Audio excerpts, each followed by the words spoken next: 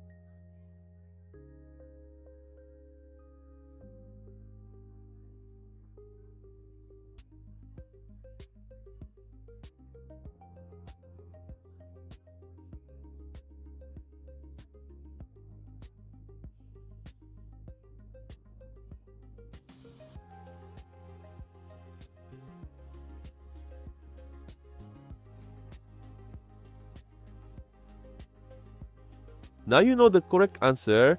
If you got it right, comment below. If you got it wrong, don't worry. This type of expression tricks many people. Leave your like and subscribe to the channel and follow the upcoming challenges. See you in the next video.